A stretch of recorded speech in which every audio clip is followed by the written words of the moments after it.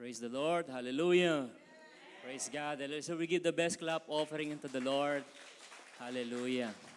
Am I the only one here that feels cold? Ako lang ubang nilalamig, kaya ako nakadya marami. Okay, so hindi lang ako nag-iisa. Okay, thank you, Brother Jude, worship team. Praise God, praise God. To all the fathers in the JTS Church family, Happy Father's Day. Amen, hallelujah. Meron po sana akong hihingin sa inyo na pwede ba yung mga mothers, pwede ba nating bigyan ng matamis na halik yung ating mga husband? Ayan, sige, huwag ko kayo maiyak kasi asawa naman natin yan Halik ko lang sa pisngi, ayan. Praise God. Ayan, hallelujah. Ayan. Praise the Lord. Oh. Yung magkapatid, kung alaw yung tatay ninyo rito, you can, kiss your brother. Amen? Hallelujah. I receive it. In Jesus' name. Thank you. Na-appreciate namin yan kahit na mga ganyang small gesture. Although sanay na kami, but iba yung today, right? Today is special day. And we appreciate the fathers in our lives, yung mga tatay rito. We thank you. Maraming salamat for all your sacrifices, for all the love, for all the provision, the hard work that you did for the family to provide for the needs. Amen? Marami tayong inahangan na mga tatay. Praise God. Isa na yun doon ang tatay ko na I do believe is in heaven. Because before he passed away, I was able to call him and led him to prayers of acceptance. Amen. Hallelujah. So I am proud to say, tatay ko po ay bagamat sarap magtagalog, wala ko si yung mga kabatiran nating mga foreigner. Biro lang Si Brother Kiko lang Praise God, hallelujah. Praise the Lord, hallelujah. So nice to honor our father, even though they already passed, yung iba nandito. That's why while they are still alive, let us appreciate them. Amen? Praise God. And let us thank them for what they have done to the family. Praise the Lord. Hallelujah. Can we declare our God is not dead? Jesus Christ, the Son of the living God, is the same yesterday, today, and forever. Hallelujah. Praise the Lord. Praise God. Praise God. Hallelujah. Thank you, Lord. Thank you, Jesus. Our scripture for today is found in Luke chapter 15, verse 11:32. Meron pa akong iingin pa ng isa pa na requesto sa mga nanay. Regalo na rin noon ninyo sa amin. Okay lang mo ba? Okay lang na nagre-request? Hallelujah, praise God. Sige kayo ang magbasa, yung mga nanay. Okay ba? Pwede ba tayong tumayo? Yung mga nanay lang ang tumayo. Yung mga tatay pwedeng maupo. Special day natin yan. Praise the Lord. Hallelujah. Ayan. Basahin natin from 11 to 32. Yun ang malakas Kung kaya na maglakas ng boses, parang mapapaus na tayo dito sa screen. Kung mahirapan kayong magbasa dito sa malaking screen, meron din tayong screen doon sa likod. Ayan. Hallelujah. So bilang ako 1, 2, 3, then we're going to begin. No? Yung mga nanay po, okay? Okay ba? Okay ba? Okay, praise God. Okay. 1, 2, 3, read.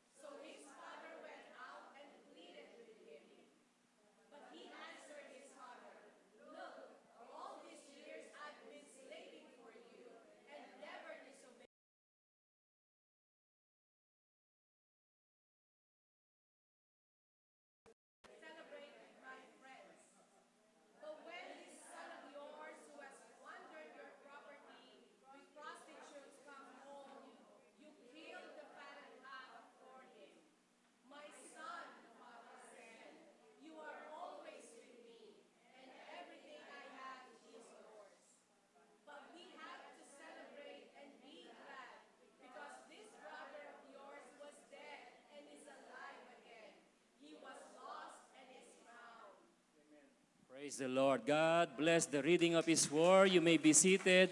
Hallelujah. Mga tatay, palakpakan naman natin yung mga nanay. Praise God. Praise God. Hallelujah. Praise the Lord. Hallelujah. Since it is Father's Day, I want to tell a joke. Okay lang ba? Okay. So, yung tatay, sabi niya, Tagalog sabi niya, nung tatay, anak, painumin mo nga ng tubig yung kalabaw sa bukid. Sabi nung tatay sa anak, dali-dali yung sumunod yung anak kasi masunurin. Okay, so maya-maya, after 30 minutes, bumalik yung anak sa tatay. Ang sabi ng tatay, okay na ba? Napainom mo naman ng tubig yung mga kalabaw. Ayaw pong uminom ng tubig Sabi nung anak, bakit? Sabi ba't tayo uminom ng tubig? Uhaw na ang init-init sa labas, ba't hindi inom ng tubig yan? Saan ba nilagay yung tubig? Sa baso po. Sabi niya, bakit nilagay sa baso? Sabi ng tatay, dapat nilagyan mo ng straw. Praise God. Gusto ko lang kayong matawa. Palakpakan natin si Lord. Hallelujah. Praise God. Hallelujah. So today, we would like to honor our fathers, hallelujah, because it is the father in the family that really, of course, the mother is there too. They are a teamwork, amen? But it is the father who most likely put a discipline to the children, isn't it? The mother is just, loving and, pacifying the children. Amen. But it is the father figure that will shape the lives of the children. Do you agree? Amen. Hallelujah. Some of us here have lost their father. Some of us here are fatherless. Hallelujah. For some, longing to be a father. Sino mga tatay dito at hindi pa tatay? Pakitaas ang kamay. Tatay na lahat. Okay. Si Josh, yung mga yuto natin, of course. Hallelujah. And wala pa ang mga yan. Others are, family are broken with the absence of the father. And we can tell, not often, but most of the time, we can tell when a family without a father figure, the family tend to go astray. Magulo. Amen. But let us, I always give credit and applause to those mothers who stand as a father and a mother in the family. Bihira ho yun. And also to a father who is working as a mother and a father in the family. Vice versa. Okay? So, hallelujah.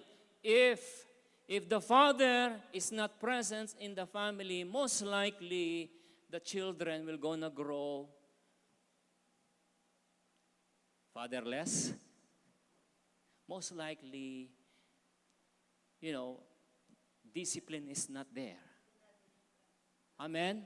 Some will go to, I heard a story, actually it was a real census, the study that, without a father figure, some of them are rebelling from their mother, from their parents.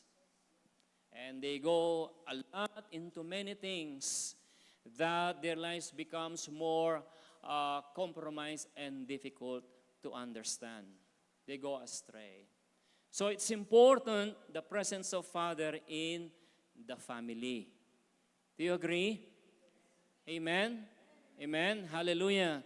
But even, hallelujah, I've seen so many family also without father figure, but our heavenly Father became their father. Amen? And their lives became, hallelujah, stable because of the Word of God. So even for some of us here, even, you don't have a father, don't be discouraged because the Father in heaven is willing to be our Father. Amen? Hallelujah. The parable that we just read, where all the mothers that have just read, talks about, it talks about the son. Right? The prodigal son, how he squander, how he uses all the money with his father. But tonight, we're gonna take a little bit twist with the message. And we're going to look on the Father's heart. So tonight's message title is The Father's Heart. Amen. Hallelujah. In the scriptures that we just read, the Lord taught us that the moment we choose to decide to go out under the umbrella and the divine protection of the Father, hallelujah, under the protection of the Father, because of so many reasons or driven by selfishness and a life of sin, hallelujah, we begin a deep separation from our Father. Sa Tagalog, pag tayo nagdesisyon, hallelujah, na umalis sa pamilya na hindi pa dapat, okay, na hindi pa dapat, kasi may panahon na talagang aalis ka sa pamilya because you're going to build your own family. Right? Right? Just like what happened with the story, hiningi niya yung yaman sa kanyang tatay. Buhay pa yung tatay, humingi na siya ng kalahati ng yaman. Sabi niya, tay, bigay mo na sa akin, as if he was saying to the father, mamatay ka na. Okay, pag sinabi yung ganun in the culture in Israel, when you are asking for your inheritance while your parents are still alive, as if you are saying to your father, why don't you die? So that I can get my inheritance. Tama o ba? Amen? Hallelujah. So when we decided to go out of the umbrella or the protection of our Father, Heavenly Father, hallelujah, we are separating ourselves from Him. As if we are saying, Lord, I don't need your protection anymore. I can do it on my own. Right? And this is the attitude of this young man.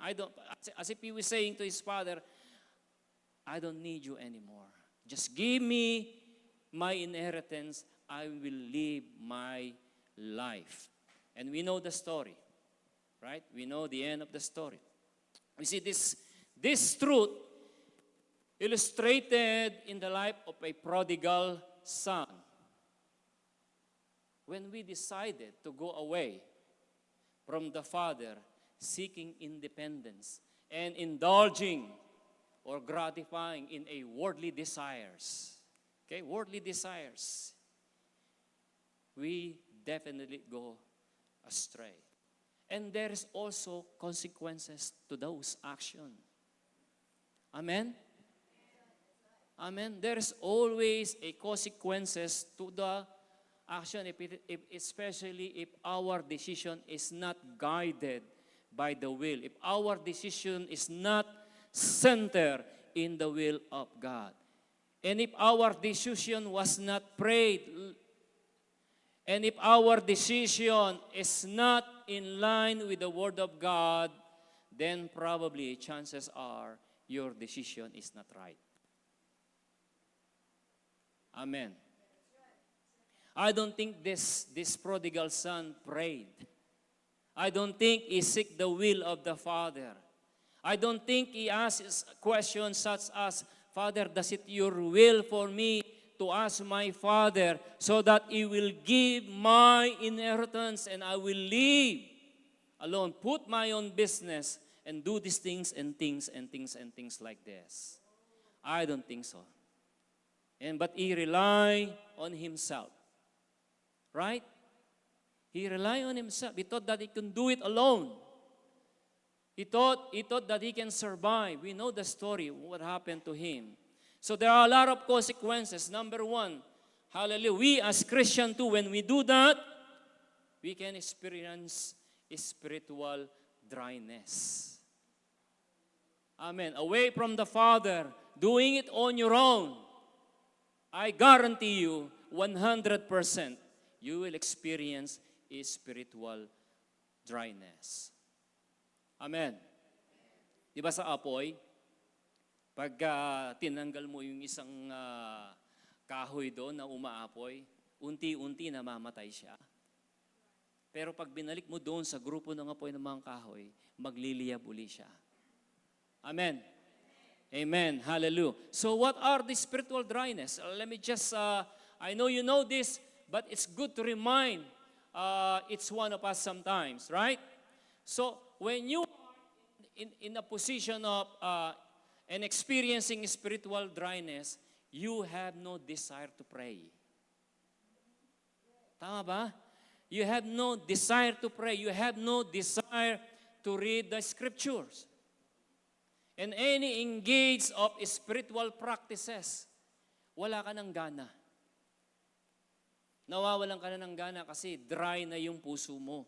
Yung spiritual mo sa Panginoon, nawawala na, unti-unting namamatay.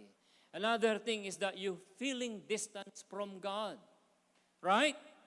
Even though when you're doing the right things, kahit sumasamba ka pa, linggo-linggo,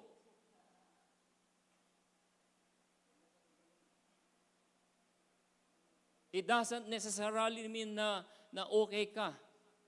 Okay ka sa tingin ng Diyos. Pagkao tayo, meron ng doubts about faith and of God's presence. A sense of going through the motions without emotional connections. Napapagod na tayo sa gawain ng Panginoon. We experience fatigue. We experience burnout.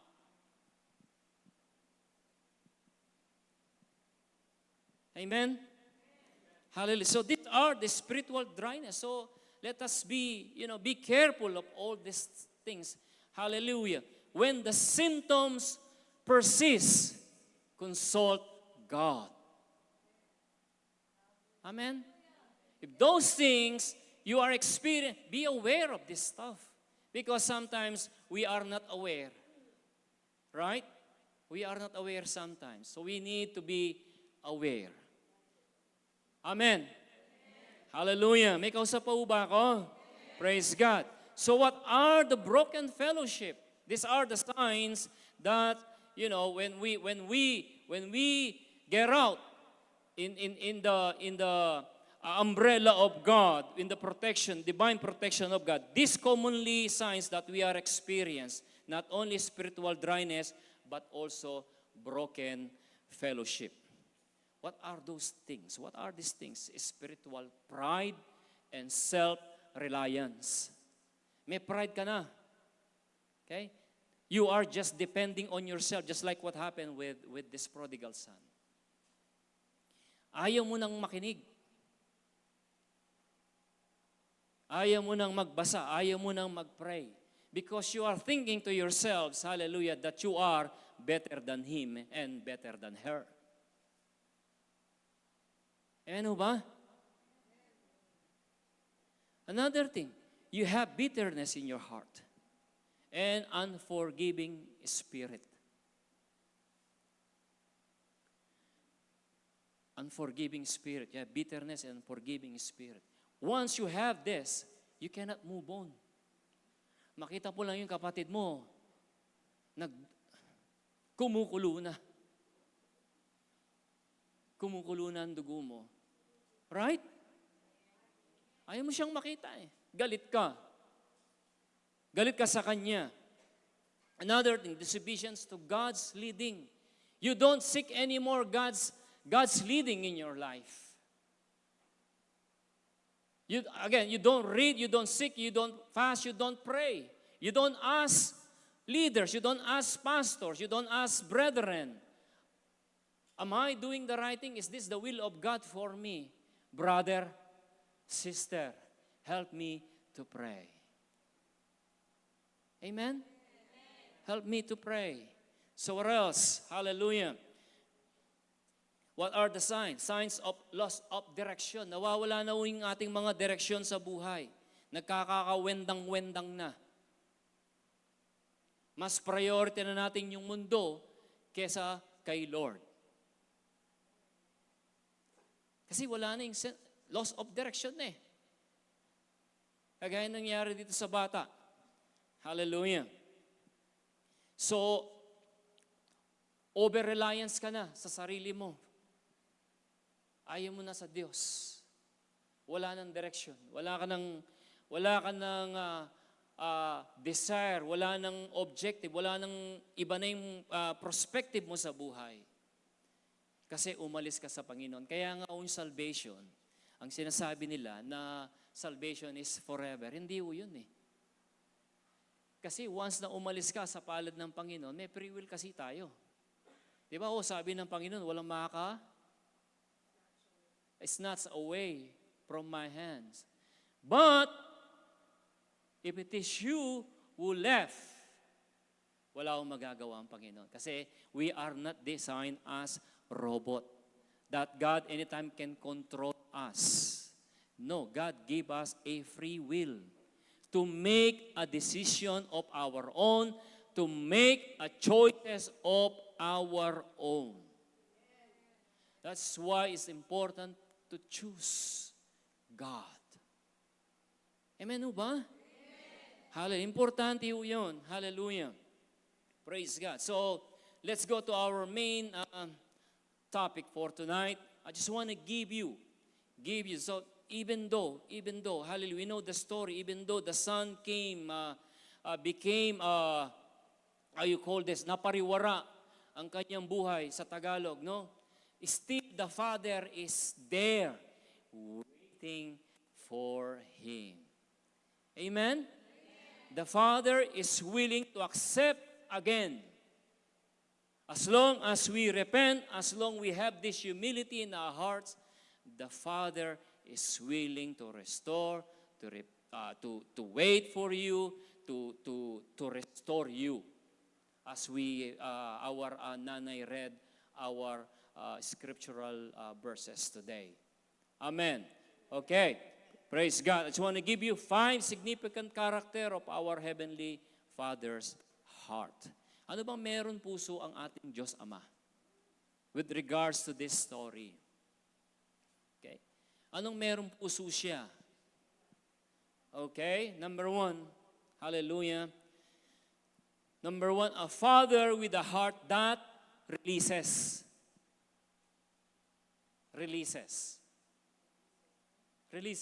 Okay? Number 1, a father with a heart that releases. Luke 15:12. Okay, could you put please? Hallelujah. The younger one said to his father, Father, give me my share of the estate. So he divided his property between them. Nasaan yung release?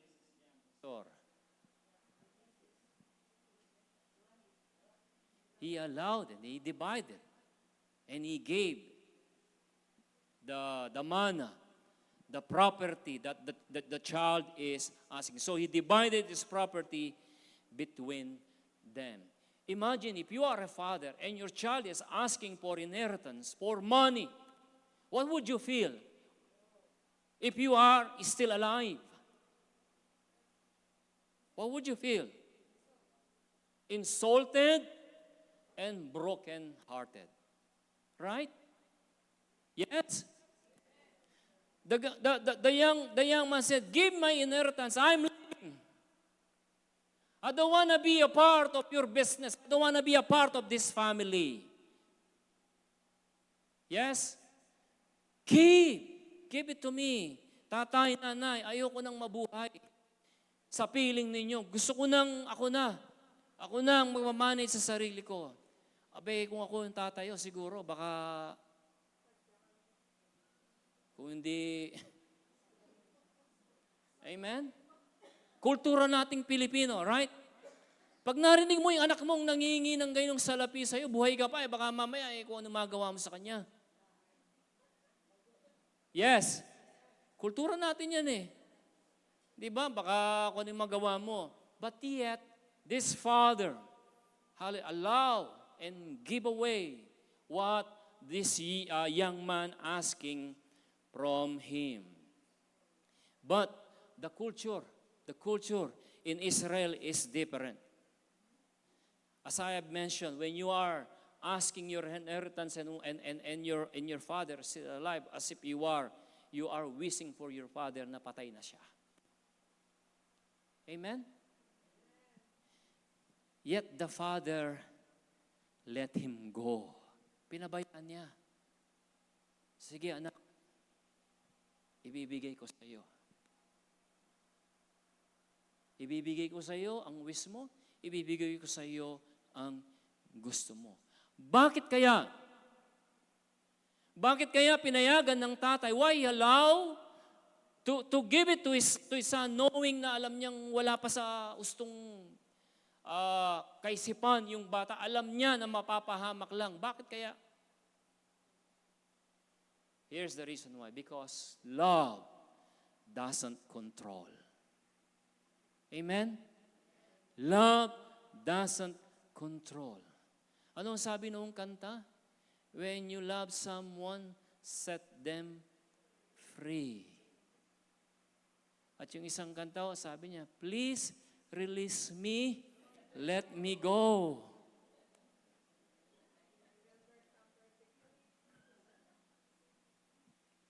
Right? Sana ni isa man sa atin dito, especially the young ones, don't tell that to your parents. Please release me. Let me go. Hallelujah. Isang pastor said, sabi niya rito, the hardest part of parenting isn't teaching them to walk. It is standing still when they walk away. Yun ang pinakamahirap. Amen o ba? Hallelujah. Just like the Father, our Father, hallelujah. We must sometimes release. Though it's hard for us. Yung mga anak natin that will go to college, right? It's so hard for us to release them. We know out there is so dangerous nowadays. Yes? If we don't have God, probably we will not say, no, don't go. Just stay home, just drive cars and at night come back home.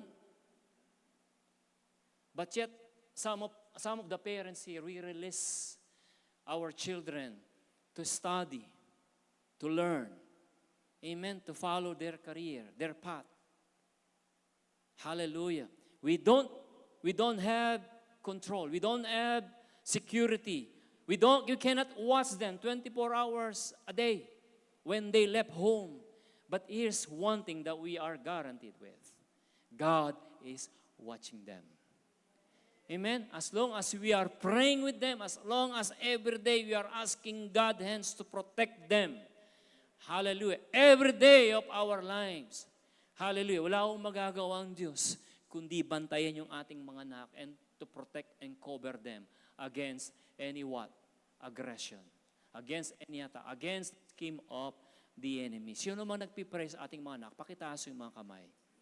Praise God. Praise God. Yan o, dapat pinagpipray natin ang ating mga pamilya. Ipinaglalaban natin. Amen? Because Satan is there. He is going to attack us. Right? He will going to attack us. But God assured us, hallelujah, in the name of Jesus, every knee will bow down, every tongue will confess. Amen? Accident is a name. Attacks is a name. Sickness is a name. Poverty is a name. Hardship is a name. All those things will bow down in the name of Jesus. Amen? Hallelujah. Praise God. Palakpakan na natin si Jesus. Alam niyo, one thing I've learned in the ministry, hallelujah, ako po ay hindi mahigpit sa ministry. Lalo na dito sa JTS. Okay? Kung meron man sakali, hopefully it will not come. Hopefully it will not happen. How I wish it won't happen. Hallelujah. Kung meron man magpapaalam o aalis sa church, hallelujah. Sana huwag mangyari. No? This is my desire and this is my prayer. Hallelujah. Ako po ay magre-release because I love you. Amen. If you're feeling that God will gonna use you big time in other ministry, and it's not in this church, I am more than willing to let you go. Amen? Because I love you. Not because I hate you, because I love you. And I know because God has a wonderful plan for you. Amen ho ba? So the father's heart, release the child. Even though it could be hurtful, masakit. Amen? Napakasakit niyan. But, He released. Amen ho ba? Hallelujah. Number 2, praise God, the father with a heart that waits after He released the son. Ito naman, naghihintay naman siya. Because someday, somehow, he knows in his heart that his child will going to come back. Amen? Hallelujah. Luke 15:20 gave. But while he was still long way off, his father saw him. Siguro araw at gabi is praying to God, Lord, hallelujah, protect my son. I don't know what is going on in there. I don't have a satellite eyes. I don't have an eagle eye. I don't have anybody who will tell me what's going on with my son. But I'm praying, God, he is in good condition. That I'm praying, Lord, that one day he will make up his mind, is back into his senses, and will come back to me. Amen? Hallelujah. I wait for the Lord. My all-being waits, and His word I put my hope, according to Psalms 130, verse 5. So how did the father see him from a distance? Wala namang binocular nung araw. Wala namang telescope nung araw. Ang layo-layo ng anak, pero alam niya, yun ang kanyang anak na parating sa kanya. Amen? In the house, sa bahay namin, pagka ako'y nakahiga sa kama, alam na alam ko kung sinong umaakyat sa hagdanan. Kung ang asawa ko, si Gabe. By the sounds of their feet, their steps, I know who is going up. Alam ko kung si grandpa o si grandma ang umaakyat sa hagdanan. I know. Because we've been together for so many years. Kaya nga itong tatay, malayo pa lang yung anak, alam niya, yun ang anak niya. My son is coming back. Amen ho ba? Hallelujah. There was a true story of a dad whose teenage son ran away. Umalis ho yung anak niya. Every night, he would leave the porch light on. Every night. Iniiwan niya yung ilaw sa kanyang balkonahe na nakabukas. And he said, if he ever decided to come home, I want him to know the door is open. Amen? Ganyan din sa Israel eh. Palagi silang may bukas na ilaw. Okay? Meaning, welcome mo palagi ang mga visitors. Hallelujah. So the fathers keep the porch light on, no matter how far his son gone. Palaging nakabukas. Kung gabi man siya dumating, bukas ang ilaw. Alam niyang welcome siya na babalik sa kanyang ama. Amen ho ba? Praise God. Number 3, a father with a heart that runs. Yung puso ng ama na, yung pananabik niya sa kanyang anak. Hallelujah. No, look, chapter 15, verse 20 gave. And it said here, so he got up and went to his father, but while he was still long way up, his father saw him and was filled with compassion for him. And the next one, he said, he ran to his son. Right? Threw his arms around him and kissed him. Excited yung ama.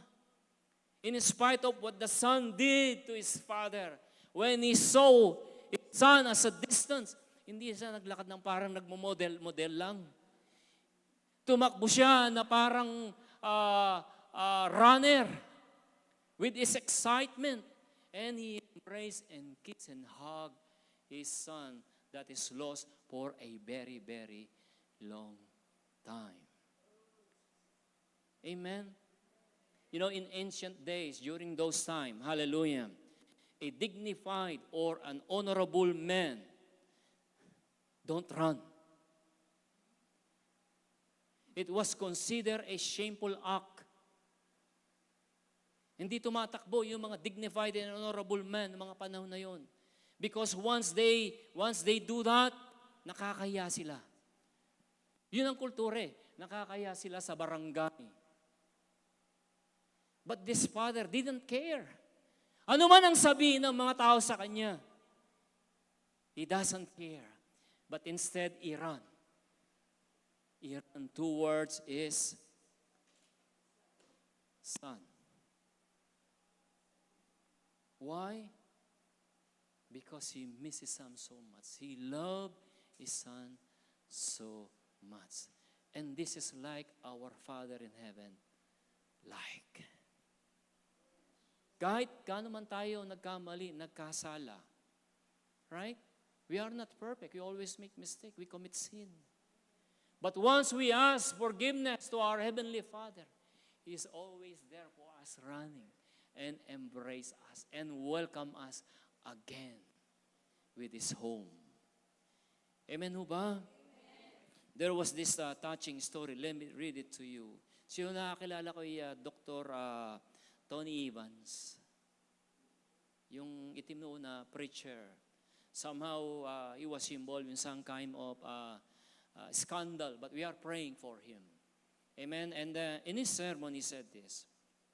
Years ago, Dr. Tony Evans told the story of a father whose daughter had been in and out of rehab. After her 5th relapse, she came home expecting judgment. But her father, instead of judging her father embraced her, tears in his eyes, and said, "Welcome home. Nothing you've done will ever make me stop loving you." That moment changed her life. She said, "That hug saved me more than any rehab I ever did." It takes a hug. It takes a word sometimes. Hallelujah. To bring our children back in our lives. Amen ho ba? Pwede ho ba nating palakpakan si Jesus? Hallelujah. Sometimes it takes a whisper, an word of encouragement to our children. Amen? Instead of judging them, instead of saying bad words to them, why don't we encourage our children and love them? Amen? The fourth one, a father with a heart that restores. Amen ho ba? Praise God. Hallelujah. After he releases, he waits, then he runs, then he restores. Luke 15:22-24. Hallelujah. Gabe, put it up, please. But the father said to his servant, "Quick! Bring the best robe and put on him." Ang bilis-bilis, tatay. Sabi niya, "Quick! Madali nyo. Huwag papatay-patay. Rapido. Chop. Bihisan niyo siya. Bihisan niyo ang anak ko. Bring the best robe and put on him. Put a ring on his finger and sandals on his feet." Hallelujah. There's something that we can learn from this verse. Hallelujah. Actually, before that happened, the son actually is rehearsing on what he would say to his father, right? Ano kaya ang sasabihin ko sa tatay ko pag nakita niya ako?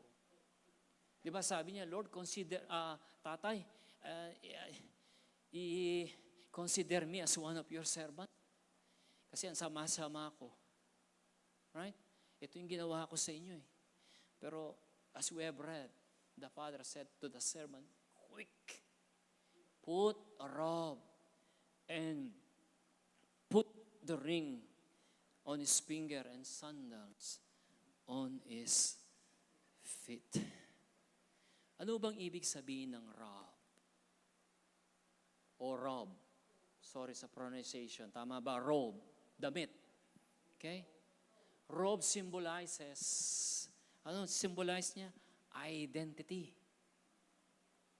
Do you see the policeman in the street? They are wearing their uniform. And you can tell they are a policeman. You see the firemen and women, you can tell if they are a firewoman or fireman. Why? Because of the dress that they are wearing. Amen? We know. What about the ring? That's why the Father automatically restored the Son. The ring symbolizes authority. Amen?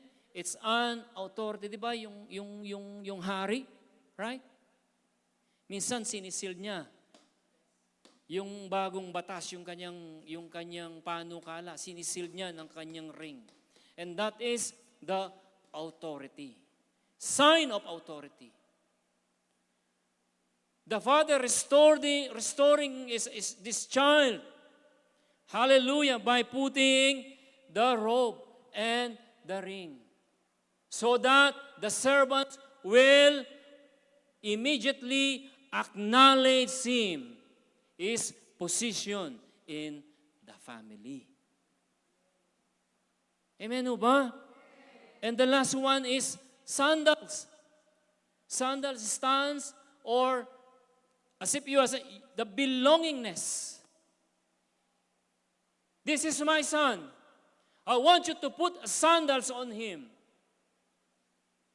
From now on, recognize him again as the heirs of this family. So there was a totally restoration with this child. Amen?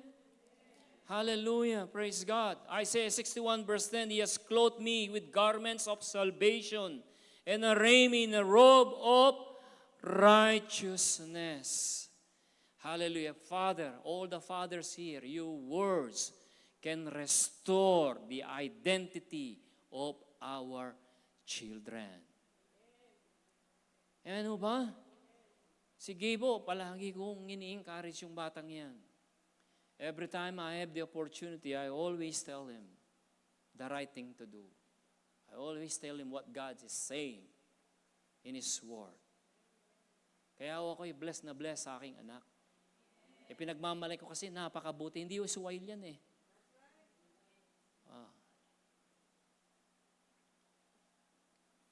Because we train him as a child in the way of God so that when he is old, he will not depart of Him. Kaya ako, lagi ko nga akong sinasabi, he's so committed with this ministry, passionately with this ministry. Kung minsan sumusobra na siya eh.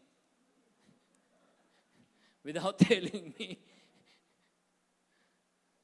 Sabi ko, anak, minsan sasabihin mo sa akin yung gagawin mo. Kasi kung minsan, hindi, alam mo, kasi yung generation na Gen Z, medyo iba ng thinking ng mga bata. Unlike sa atin, iba rin yung thinking natin. Right? So, nag-iiba na. So, we have to understand that. The gap between them and us, we need to understand that one. Amen? Amen? Hallelujah. Palakpakan natin si Jesus. Last na lang Praise God. I would like to call the music ministry to come up, please. Hallelujah. Number 5. Praise God. Number 5, a father with a heart that reaches out. Reaches out. Luke chapter 15, verse 28 to 31. Hallelujah. Sabi rito, the older brother was angry. Of course. Sinong hindi magagalit doon? Di ba? Kulturang Pilipino, magagalit ka talaga. Mantakin mo.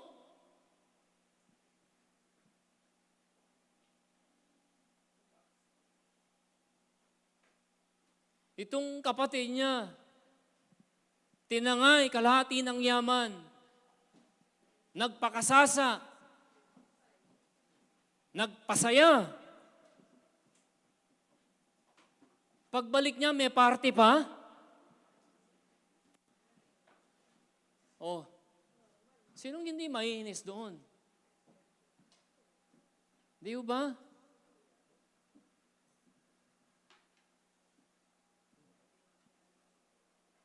Medyo mahirap din ang kalagayan ng panganay na anak. Right? Pero may sinabi sa kanyang ama. Di ba? Lahat ng akin ay sa'yo. Amen ba? So mga tatay dito, hallelujah, hallelujah. Huwag lang po tayong titingin, no? Titingin dun sa mga batang anak natin that when astray. We should also look to our children, our son, that stay. Amen? That stay in our house, that stay in our home. Meaning to say, balansyo tayo. Wala ho tayong favoritism sa mga anak natin, mga tatay. Okay, sa reminder, mga nanay din. Okay? Calling all on the fathers and all the mothers here. Kung dadalawa ang anak ninyo, kung isa lang, wala ang kakompetensya, isa lang eh. Okay, kung dalawa, tatlo, kailangan yung ating trato sa mga anak natin pare-pareho. Amen? Amen. Amen. Amen o ba? Amen. Praise God. Hallelujah. So itong tatay, he just not only celebrate to his prodigal son, but he also reached out to his older son. Amen o ba? Amen. Hallelujah. So, father and mother, lahat ng mga nandito, hallelujah. Let's pray to God, hallelujah, that our children, that our, minsan, pati na yung mga apo natin, isama na natin. Yung may mga apo rito, we should always pray for them each day of our lives. Amen. And don't forget, our Father is so kind. Our Father in heaven is just right there. He's just prayer away. Amen? Amen. Praise God. Ano ulitin natin? Ano yung characteristic of a father's heart? Yung importante na mayroon ang ating Diyos, ang kanyang puso. A father with a heart that releases. Okay? The father with a heart that waits. A father that runs, restores, and reaches out. Ang pagiging tatay ho ay hindi perpekto. Ang pagiging nanay ay hindi perpekto. But your presence is more than enough for you to be perfect with your family. When they need you, you are there. Amen? Being a father, being a mother is not dominance. It depends on God. Amen ho ba? Hallelujah. Kailangan hallelujah, whether you are raising a toddler or parenting adult children, our roles matters. Set a good example to our children. Set a good example for us, for them to follow in the future. Amen ho ba? Amen. Praise God. Uling verse na lang 1 Corinthians 16:13-14 says, be watchful, stand firm in the faith, act like men, be strong. Let all that you do be done in what? Love. Amen ho ba? Tayong lahat ay tumayo. Praise God. Hallelujah. Palakpakan natin si Jesus.